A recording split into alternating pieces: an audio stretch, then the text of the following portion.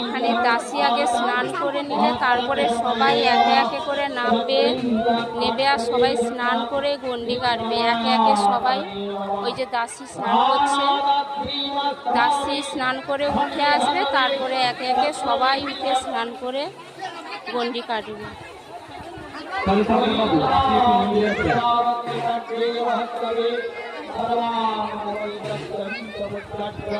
ওর হাতটা ভালো করে শক্ত করে ধরো, ওই যেন আবার পড়ে যায় কেন।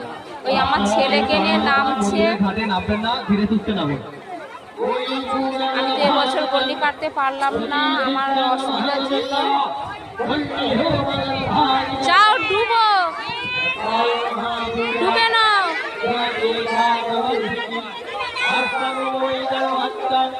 অসুস্থ ছেলে, ও তো কি করবে জানি না, একা একা আমি থাকি।